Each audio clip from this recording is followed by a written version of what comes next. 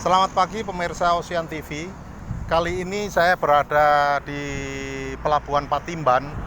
Ini adalah akses jalan menuju ke Pelabuhan Patimban. Jadi sudah sekitar 8 km pembangunan sudah dilakukan sehingga diharapkan tahun ini Pelabuhan Patimban bisa selesai dan bisa segera beroperasi. Untuk lebih jelasnya, ikuti saya di liputan Pelabuhan Patimban kali ini. Selamat menyaksikan.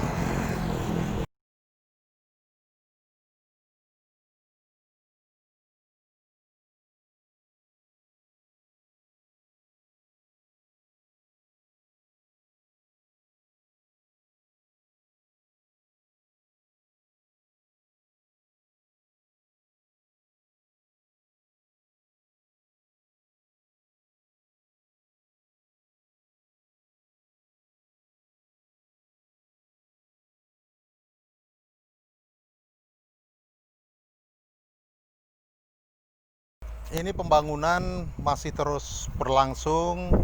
Jadi pekerjaan tiap hari truk-truk untuk menguruk, mereklamasi di Pelabuhan Patimban terus dilakukan. Jadi memang pelabuhan ini benar-benar nantinya menjadi salah satu pelabuhan andalan untuk Indonesia.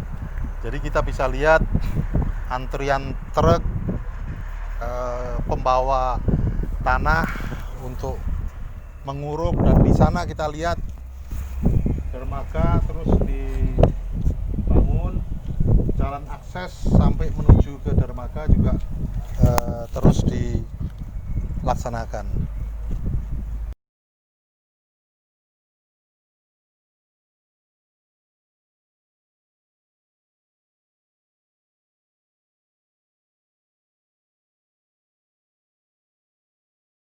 Pemirsa, inilah Pelabuhan Patimban yang terus digenjot pembangunannya sehingga target tahun ini itu bisa beroperasi. Jadi kita bisa lihat di situ banyak kapal, para pekerja sedang terus melakukan aktivitas untuk menyelesaikan pembangunan Pelabuhan Patimban.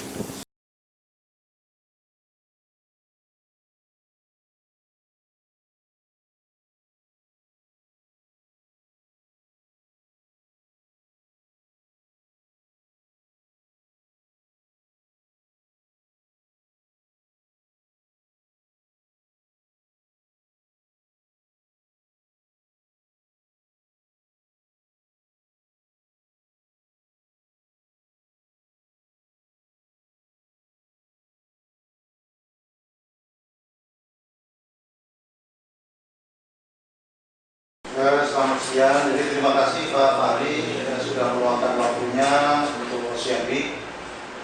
Jadi kita ingin tahu Pak, perkembangan pembangunan untuk Pelabuhan Patimban, khususnya akses jalan.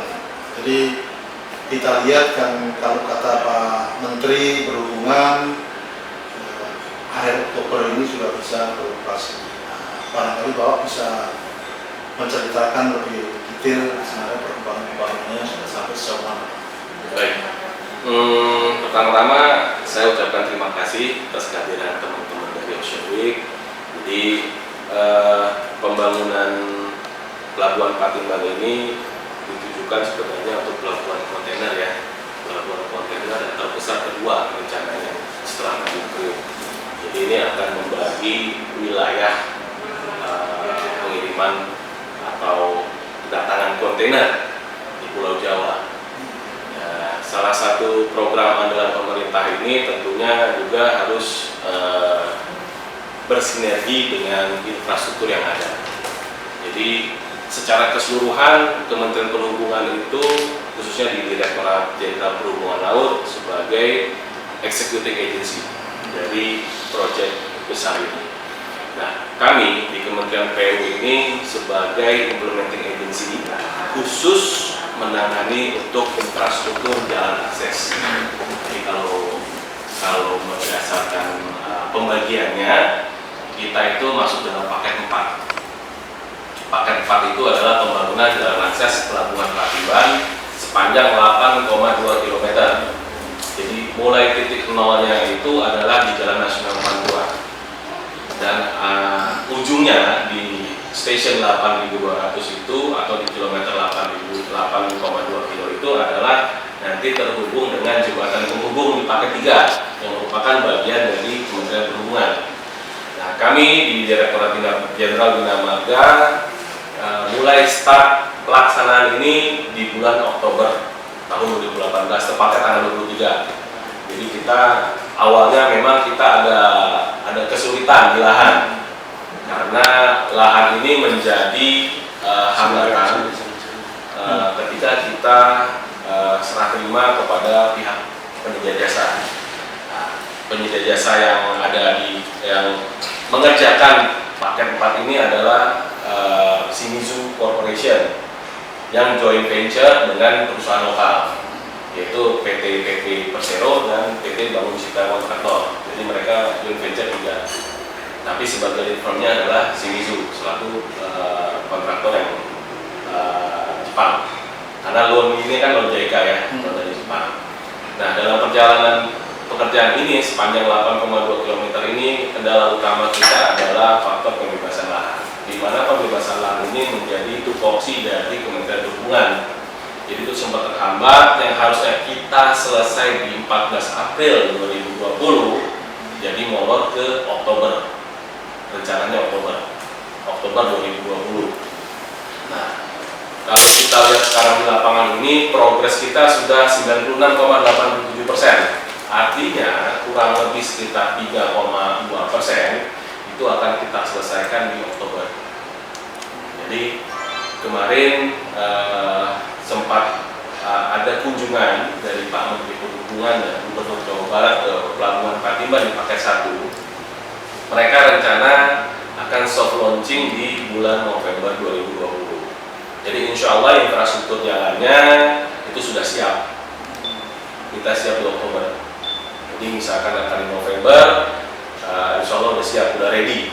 Ya, Kak. Kemudian apa sih yang menjadi kendalanya? Kok kalau lihat di lapangan itu sebenarnya belum nyambung kan? Nah, nanti ada di area kami yang namanya Pilot 6 itu akan dikoneksikan membuat on-off ramp temporary.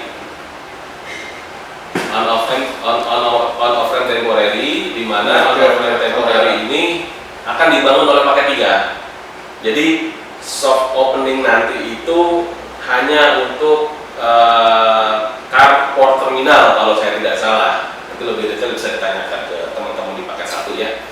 Nah, itu akan dibuat on-off ramp temporary yang nyambung ke jalan APBN-nya si Kementerian Perhubungan langsung connect ke dermaga.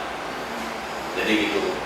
Jadi bukan menggunakan paket 3 yang sekarang sedang dibangun. Kalau kita lihat kan itu selesainya nanti 2021. Pak, tapi paket-paket ini itu aksesnya nanti lewat sini semua atau ada. Jadi ini kan yang tadi kami itu masuk, ya kan? Terus itu nanti nyambung ke paket 1, 2, 3, 3. Ya. Jadi itu yakin Bapak bisa selesai untuk Oktober ini launching? Kalau untuk paket 4 insya Allah kita selesai. Nah, kemudian nanti mungkin untuk soft opening itu akan lewat jalan akses kita. Gitu. Kalau untuk proyeknya sendiri, maksudnya untuk fisik proyeknya sendiri itu tidak lewat jalan akses kita, tapi lewat jalan yang bawah, yang jalan akses temporary. Gitu. Jadi nanti situ ada paket 2, ada paket 3, ada paket 1 lewat jalan temporary aksesnya. Jadi di samping ini di atas, ini ada di bawah, yang jalan tanah. Kalau Bapak lihat tadi di lapangan, nah itu yang dipakai buat jalan proyek, jalan kerja. Kalau soft launching naik yang di atas. Kalau untuk aktivitas bisnis nanti di atas. Yang di atas. Iya. Tapi di bawah tetap ada jalan. Tetap ada. Itu mungkin akan di maintain sama Kementerian Perhubungan. Langsung nggak lewat Tidak, saya bilang tadi kami sebagai implementing agency, istilahnya karena bukan core bisnisnya Kementerian Perhubungan bangun jalan, maka diserahkanlah kepada Kementerian PUPR, dalam hal ini Direktorat Jenderal Bina Marga. Jadi gitu filosofinya. Harapan Bapak sendiri apa Pak? Ini kan proyek raksasa ya. Jadi ini kan sempat dari jadwal itu mundur.